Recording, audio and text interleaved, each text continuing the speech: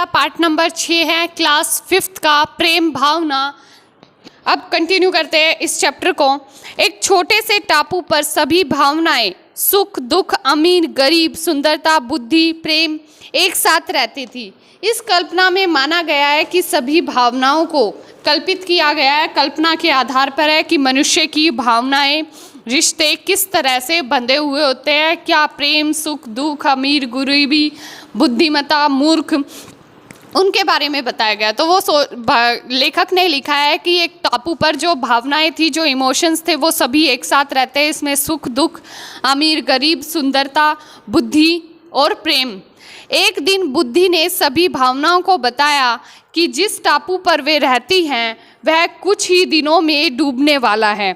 जो बुद्धि थी उसने सभी इंसानों को, सभी जो भावनाएं थी उसको क्या बताया कि जो टापू है वो क्या होने वाला है, डूबने वाला है, कुछ ही दिनों में डूबने वाला है। प्रेम को छोड़ सभी भावनाएं अपनी नाव बनाने में प्रयासरत रही। प्रेम भावना टापू पर अंतिम क्षण तक रहना चाहती थी।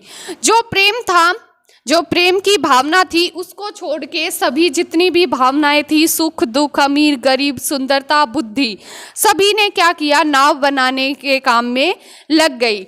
लेकिन प्रेम की जो भावना थी वो लास्ट तक, अंतिम तक क्या, टापू पर ही रहना चाहती थी। अपना आखिरी क्षण यानी कि जिस दिन उसकी मृत्यु हो वो टापू पर ही रहना चाहती थी। तब तक उसने अपने लिए कोई नाव नहीं बनाई, उसने कोई नाव का निर्माण नहीं किया। आखिरकार वह समय आ गया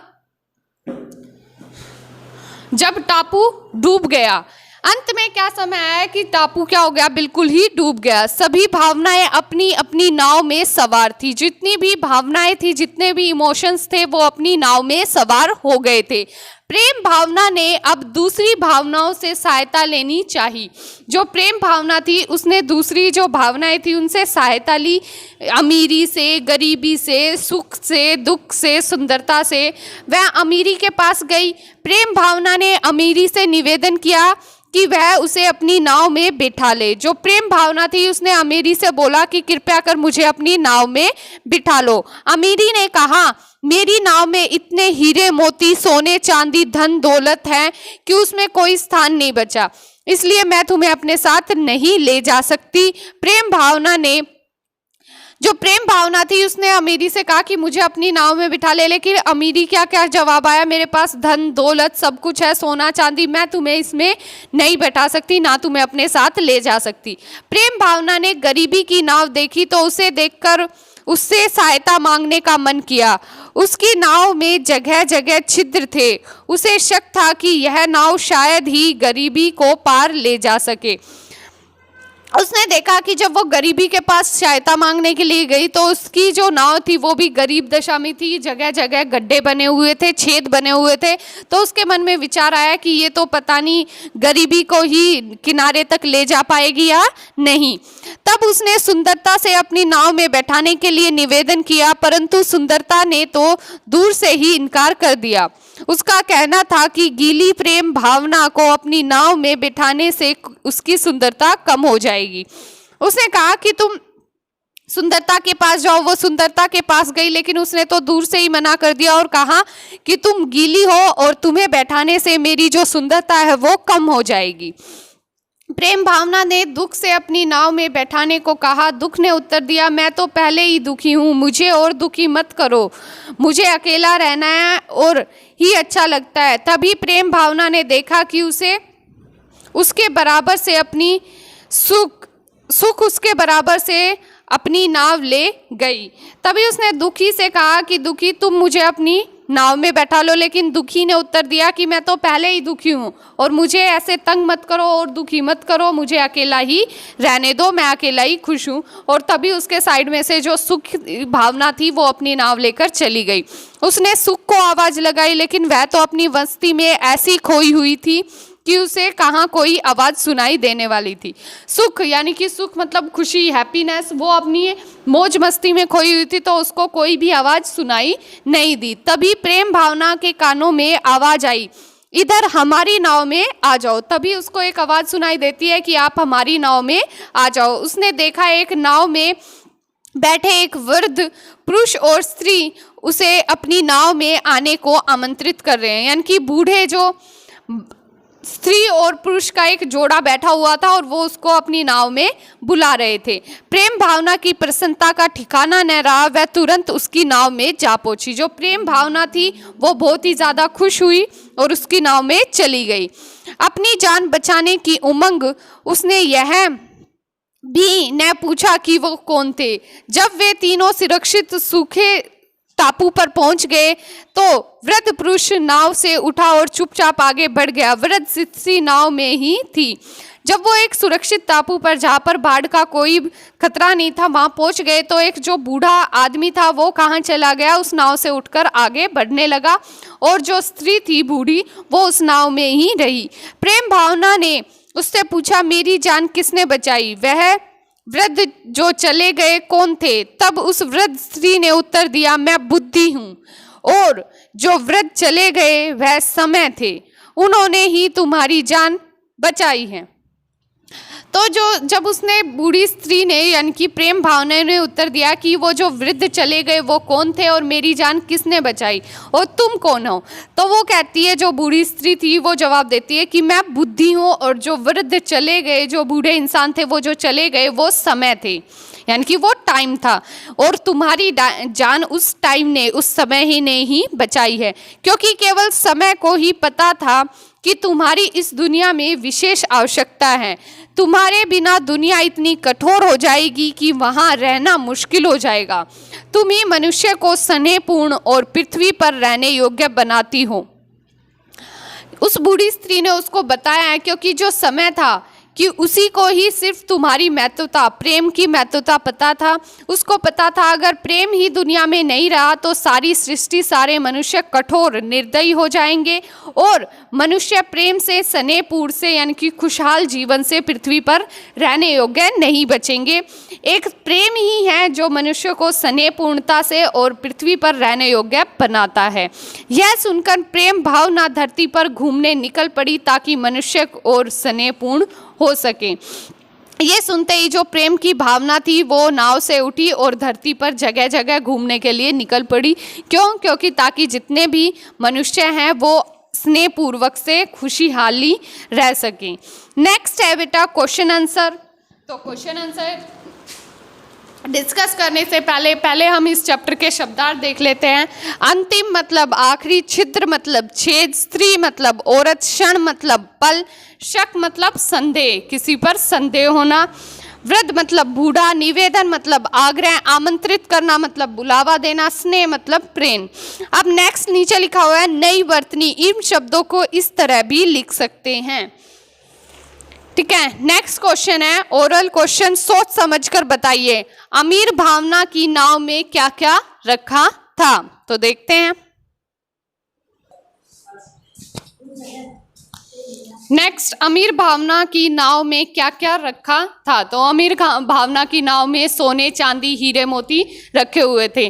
टापू पर अंतिम क्षण तक कौन रहना चाहता था? टापू पर अंतिम क्षण तक जो प्रेम भावना थी वो रहना चाहती थी। नेक्स्ट है दुख की भावना ने प्रेम भावना को अपनी नाव में बैठाने से क्यों मना कर दिया? तो क्योंकि वो उसने कहा कि उसे अकेला रहना है और वो पहले ही बेहद दुखी है। प्रेम भावना की मदद किसने की? समय ने। नेक्स्ट है प्रश्न 2, प्रेम भावना सही विकल्प पर सही का चिन्ह लगाइए। तो फर्स्ट है प्रेम भावना डैश पर अंतिम क्षण तक रहना चाहती थी। घर, नाव, टापू, तो वो टापू पर रहना चाहती थी। सेकंड है डैश को छोड़कर सभी भावनाएं अपनी नाव बनाने में जुट गई, तो प्रेम भावना को छोड़कर। नेक्स्ट है सभी भावनाएं अपनी अपनी डैश में सवार थी। किसमें? नाव में सवार थी। नेक्स्ट, मुझे अकेला रहना ही अच्छा लगता है, यह किसने कहा? ये कहा दुख ने। नेक्स्ट, वृद्ध पुरुष कौन था? वृद्ध पुरुष था समय। और नेक्स्ट है वृद्ध स्त्री कौन थी? वो थी बुद्धि। अब क्वेश्चन नंबर फर्स्ट आता है, सबसे पहले है प्रश्न 3, उच्चारण कीजिए। तो फर्स्ट है उमंग, सेकंड है छिद्र, थर्ड है इनकार, फोर्थ है निवेदन, फिफ्थ है मुश्किल, सिक्स्थ है प्रयासरत, सेवंथ है आमंत्रित, एट्थ है प्रसन्नता, नाइन्थ है स्नेहपूर्ण, 10th है दुनिया, 11th है भावनाएं और 12th है सुरक्षित। नेक्स्ट है निम्नलिखित प्रश्नों के उत्तर लिखिए। किस भावना ने अपने लिए कोई नाव नहीं बनाई? तो इसका आंसर है प्रेम भावना ने अपने लिए कोई नाव नहीं बनाई, क्योंकि वो अंतिम क्षण टापू पर ही रहना चाहती थी। नेक्स्ट है यदि प्रेम पूर्णतः समाप्त हो जाए तो क्या होगा? अगर तब इंसान क्या हो जाएगा? बेहद कठोर और निर्दयी हो जाएगा। नेक्स्ट है अमीरी ने प्रेम भावना को नाव में क्यों नहीं बैठाया? तो क्योंकि उसकी नाव में धन दौलत चांदी सोना हीरे मोती थे, इसलिए उसकी नाव में जगह नहीं थी और उसने प्रेम भावना को नहीं बैठाया। नेक्स्ट क्वेश्चन है मुझे अकेले रहना ही अच्छा लगता है, यह किसने कहा?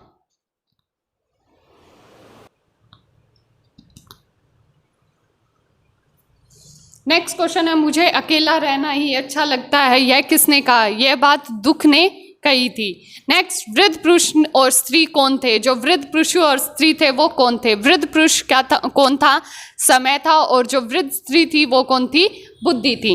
नेक्स्ट क्वेश्चन नंबर 2 आ जाता है अब इसका। वो कहता है सही शब्द में सही स्थान भरिए। प्रेम भावना ने दूसरी डैश से सहायता लेनी चाहिए। दूसरी किससे? वो भावनाओं से, यानी कि दूसरे जो इमोशंस थे उनसे सहायता लेनी चाहिए। नेक्स्ट प्रेम भावना ने डैश से अपनी नाव बिठाने को कहा। किससे कहा था? अमीरी से, यानी कि अमीर जो भावना जा रही थी उससे अपनी नाव में बैठाने के लिए कहा। नेक्स्ट प्रेम भावना ने अपने लिए कोई डैश नहीं बनाई। जो प्रेम भावना थी उसने अपने लिए क्या नहीं बनाई? नाव नहीं बनाई, क्योंकि वो अंतिम क्षण भी कहाँ बिताना चाहती थी? उस टापू पर बिताना चाहती थी। नेक्स्ट प्रेम भावना ने अपनी जान बचाने की डैश में यह भी न पूछा कि वे कौन थे। किसमें? उमंग में। उमंग मतलब खुशी में। वो क्योंकि वो पहले अपनी जान बचाना चाहती थी और इस चाव में वो नाव में बैठ गई, लेकिन उस वृद्ध स्त्री और पुरुष से ये नहीं पूछा कि वो कौन थे। नेक्स्ट है व्याकरण। नेक्स्ट क्वेश्चन है सही कथन पर सही तथा गलत कथन पर गलत लगाइए। प्रेम भावनाओं को छोड़कर सभी भावनाएं अपनी नाव में जुट गई। हाँ, जब बुद्धि ने उनको कहा कि थोड़े ही दिनों में टापू गिरने वाला है, तो सभी क्या भावनाएं? सभी भावनाएं अपनी नाव बनाने में जुट गई। तो इसका आ जाएगा करेक्ट, सही आ जाएगा। नेक्स्ट है प्रेम भावना मनुष्य को स्नेहपूर्ण और धरती पर रहने योग्य बनाती है। क्या प्रेम भावना ही मनुष्य को स्नेह और धरती पर रहने के लायक बनाती है? तो ये भी है सही। अगर प्रेम नहीं होता तो इंसान क्या हो जाते? कठोर और निर्दयी हो जाते। नेक्स्ट है एक दिन बुद्धि ने सभी भावनाओं को बताया कि जिस टापू पर वह रहती है कुछ ही दिनों में वह डूबने वाला है। ये भी क्या है? सही है। बुद्धि ने पहले ही सभी इंसानों को आगाह कर दिया, क्योंकि जो भी खतरा होता है तो बुद्धि ही हमें बता रही होती है कि हम क्या सही कर रहे हैं, क्या गलत है, आगे खतरा है या कैसी सिचुएशन है। तो उसने पहले ही सभी इंसानों को बता दिया था कि टापू क्या होने वाला है? डूबने वाला है।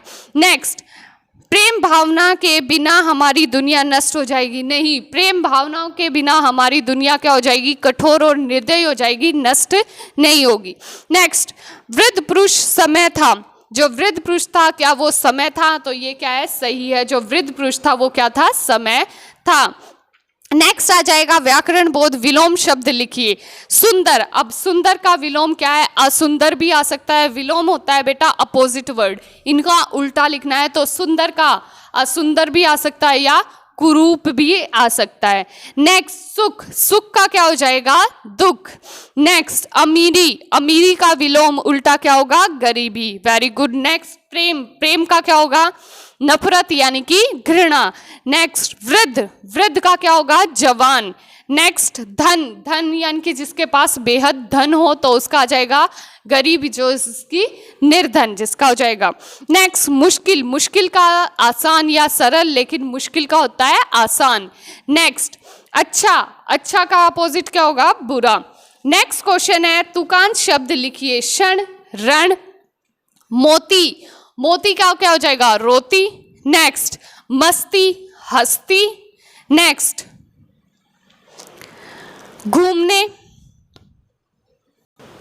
मस्ती का क्या हो जाएगा? हस्ती। घूमने, फिरने, सुख, दुख, टापू, मोटू या छोटू, कुछ भी इस तरह से लिख सकते हैं। यहीं पर आपका chapter number 6 with book exercise, summary and question answer के साथ कंप्लीट फिनिश होता है। अगर आपको हमारी वीडियो पसंद आई है तो हमारे चैनल लर्निंग हब इंडिया का स्कूल को सब्सक्राइब करें, हमारी वीडियो को ज़्यादा से ज़्यादा शेयर करें और हमारी वीडियो को लाइक करें।